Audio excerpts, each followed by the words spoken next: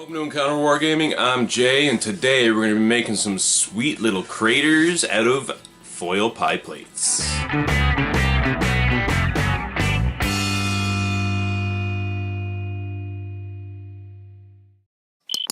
Alright guys, basically I decided that we needed a little bit more terrain for the orc table, and I kind of wanted to do something quick, easy, something that, you know, you guys can get done very quickly. In fact, these craters here, which we're going to be building today, just out of some simple foil pie plates, I did them very quickly. And so I think it's something that, you know, like I say, I try to make terrain as quick and as easy as possible for you guys so that you can build awesome gaming tables and not take too much of your time. Maybe spend a little more time on the awesome miniatures that you put into your games. But we do want our terrain to look awesome. It's just, we don't want to spend forever making it, right? Because for a lot of us, I mean, I'm a terrain fanatic, but for a lot of us, you know, the models in the game is more important than the terrain, and we just want something we can do quickly. So these here, I actually did them, I guess, over the course of a weekend.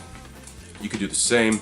There's probably only about, I don't know, maybe 6-8 hours invested into, what did I get here? I got 6 of these little guys and 1 big one.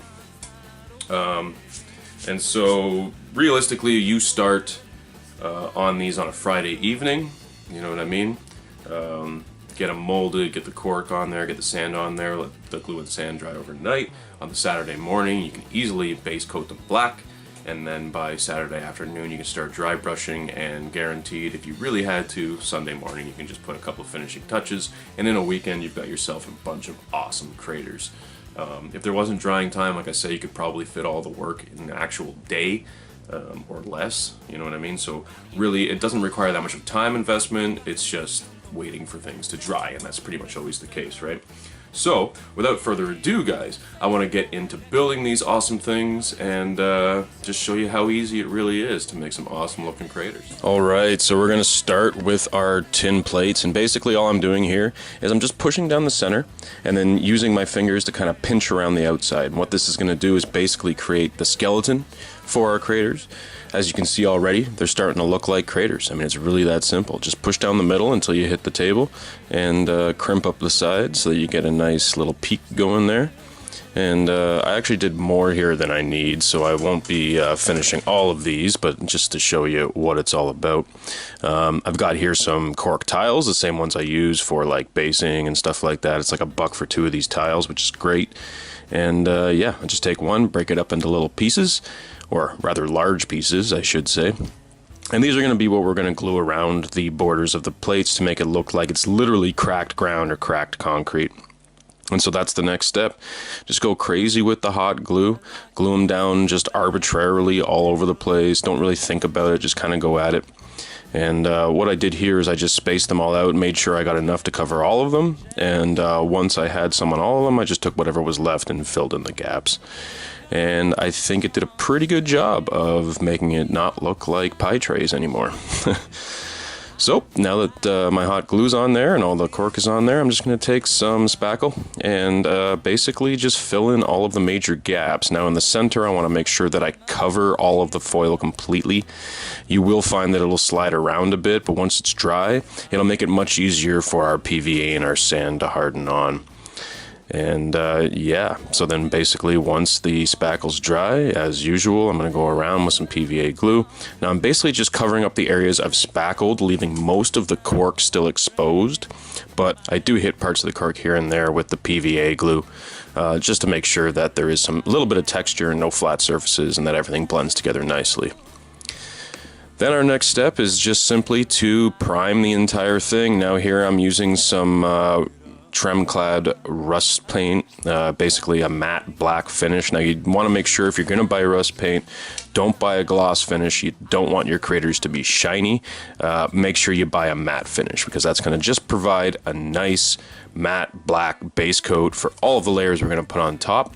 And more or less, the reason we use rust paint is just simply because it'll hold everything together. It'll still stick to what little bits of foil you have exposed. It'll stick to metal, it'll stick to sand, it'll stick to the cork.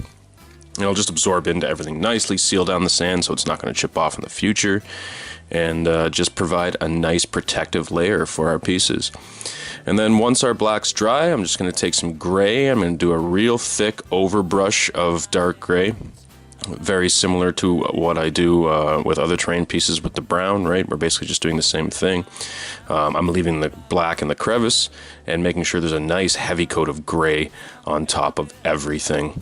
And then once all that gray is dry, I'm just going to finish it off with some bone, and rather than doing a heavy overbrush like I did with the gray, I'm just going to do a very light dry brush of the bone. And as you can see, it just makes like the ones with the bone compared to the ones without just pop out so much more, right? They just go pow, and you can really see all the details with very little effort at all. And then the final touch is literally static grass. I love static grass because it allows me to cover all of my crimes, any of the areas where the paint has bubbled or it doesn't really look like it has enough texture. Also areas where I may have put my dry brush on too thick or not enough or whatever. Basically any spot of this thing that I'm not really happy with how the paint job or something turned out, I can just cover right up. And I'm also making sure that any parts of the pie plates that are exposed, especially around the outside, like the outside ring on the base of the terrain, that if any of it looks like it's still a pie plate, like it's still perfectly round, and I'm going to hit those areas with grass and cover them up. Because I don't want these things to look like they're fake, you know? Like obviously they still look fake, but they're going to look as realistic as possible and have them blend in with the rest of the board as much as possible. And the best way to do that is with static grass. And you ran out on the town.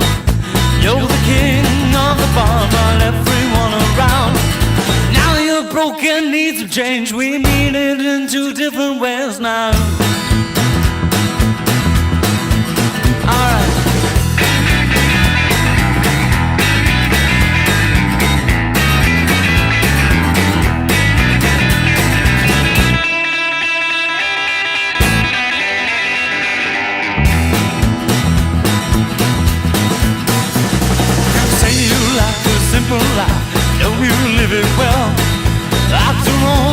I hope you all enjoyed that, making these beautiful little craters. Now, I've decided to put these in with our orc table. That's why I painted them gray and used the very dark green grass, because I've used that dark green grass on all of the other orc terrain I've made for the orc table.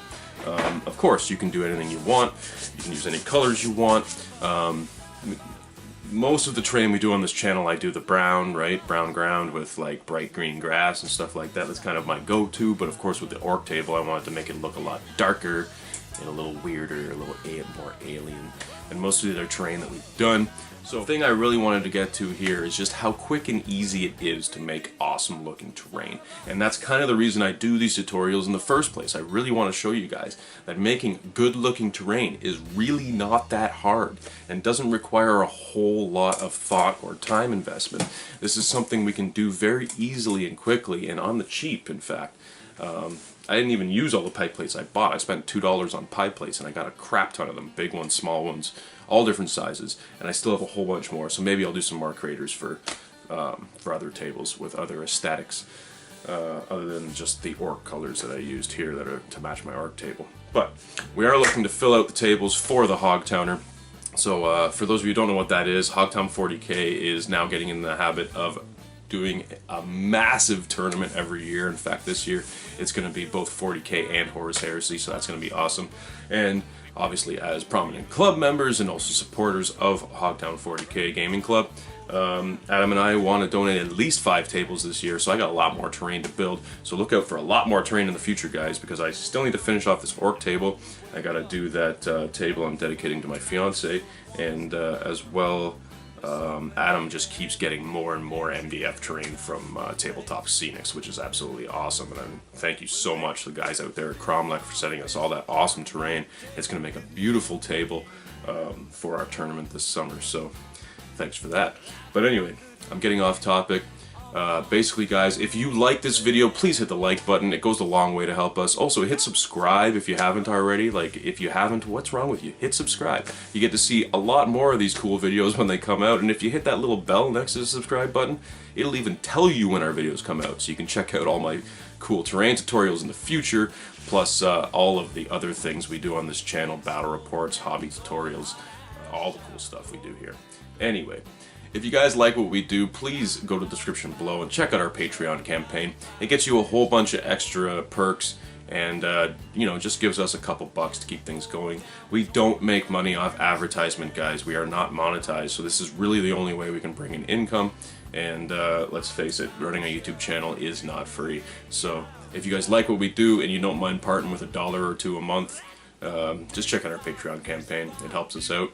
And like I said, it gets you a whole bunch of extra perks. Also, if you guys don't want to contribute monthly, I understand that's not your bag, then just go down below and get yourself a bag. On our Spreadshirt page, you can get pretty much any kind of merch with our awesome logo on it, like this beautiful t-shirt that I'm wearing right here. And it's just like a one-off purchase, gets us a couple bucks, gets you a cool t-shirt, and just helps us keep the ball rolling. So that's basically it, guys, and we'll see you at our next encounter.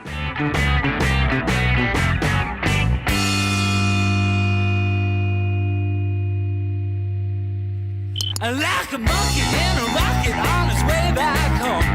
Okay.